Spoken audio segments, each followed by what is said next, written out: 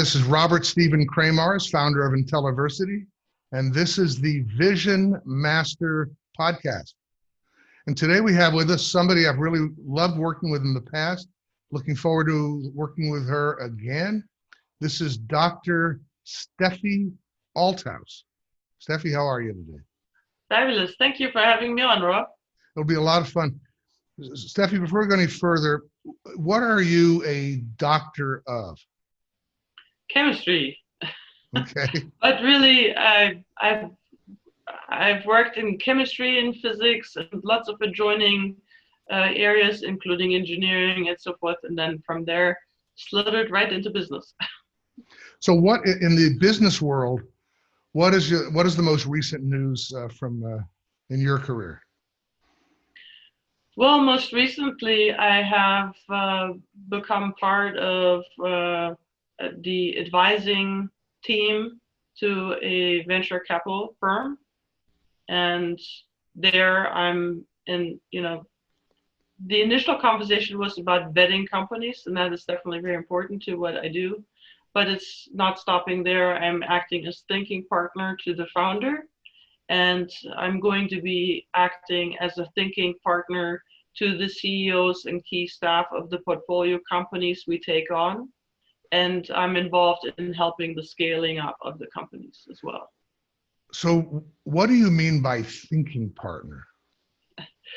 Yeah, a thinking partner is someone who helps you think things through and with fresh eyes, because you're always too close to yourself. So it has to be somebody who's not so close to yourself, but who can look at it with fresh eyes and discover new perspectives, and that means unearthing and revealing new opportunities, as well as also some threats that might have to be addressed. So what is you said threat, right? Threat, yeah. What is the biggest threat that CEOs you're working with are facing? Well, there can be a number of them. I mean, a lot of times CEOs will, or visionaries will try to do everything themselves, and they will have way too many hats on, and they have a really hard time to ever get out of that. So that's definitely one of them. Sometimes you're stuck in a belief system where you just believe that something is so until someone comes along and says, well, so why? Well, and so then now they have to explain it, and then eventually they discover, wait, maybe it doesn't have to be the way I thought. So in terms of scaling up a company, how does this bring value to the CEO? Well, we have created a process. I have created a process called Brilliance Extraction. And basically this is what it works, how it works. It's innovators, visionaries, they carry a lot of vision and expertise and knowledge in their head, but it's hard for other people to get at that knowledge. And so what we do is we figure out what of that knowledge is the most important to extract right now. We extract it. There's simple methods that don't actually take very much time, so it's not tying down the visionary for long at all. But we do it while we run along, building everything, and then build it into a system. And then with the system, now you can train others and you can actually scale up effectively. And it also gets the visionary out of the minutia that most frequently they hate. So a visionary who's learned really how to be a CEO, what do I call that? A visionary who has learned to be a CEO. It's a Visionmaster. And then you have, of course, the Executionmaster. So a lot of times, so the distinction, I'm sure your audience is familiar with it, but the Visionmaster is responsible for the vision and the new innovation and also the face of it all, which is, you and I agree that that's typically should be the role of the CEO. And then you have the Executionmaster, and that might be the president or the CEO, and frankly, the title doesn't matter so much, but that's the person who holds nuts and bolts together and is the conduit between the Visionmaster and the rest of the team and makes sure that it actually happens. It's the glue that holds it all together. we've agreed on this for so long that it's old for us, but it may not be old for the vision masters listening to this. Absolutely. Well, and there are many reasons why vision masters, CEOs think that. Initially, of course, it's also funding, and then sometimes it's a bit of ego. But when you park the ego on the side and actually get a bit of help that can help get funding that maybe you can't get without that help, and then the funding argument goes to the side. And when you see what the reward is of uncuffing yourself from what you already thought about and what you have in your head, what you in many cases have actually forgotten you have in your head. That's the evil thing. It's actually surprisingly hard.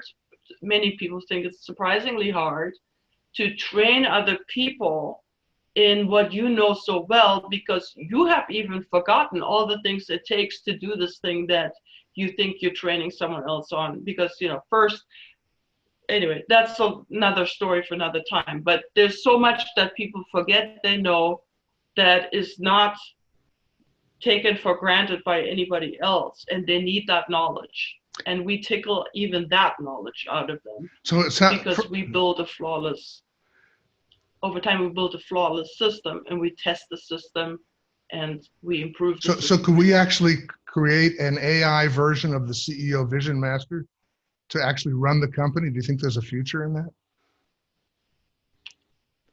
Sure. I mean, I think that is theoretically possible. Let me think about that. But yeah, I mean, as soon as you have the knowledge available, then yeah, I don't see why you could not put it into an AI system. I kind of exaggerate the present state of AI, but still, it's. Yeah, theoretically, it's possible. I know Elon Musk would love that. Just me and my machines, right? That would. But I think in this context now, since you brought up AI, which produces, I think, a lot of fear that experts could be replaced by AI, which is already happening in lots of areas. But let's just remember one thing, that maybe in the old days, the role of an expert was to be indispensable by holding back on expertise that they have already. And that's their value. I actually speak about this frequently. But in the new model of leveraging your expertise, your job is to make sure you stay relevant and come up with new things. But you can't come up with new things because you won't have time. Because you're wrapped up in this minutia to execute on things you already thought of. And Brilliance Extraction solves that problem. It is a pain for the people who are still cuffed by that. And it's a sigh of relief when they finally get out of it. Wow. It sounds like you can be of some help to companies scaling up before they've raised money in order to clarify the vision and to build a better team, more effective team, and as well as after they've gotten their funding. Or both. Absolutely, yes.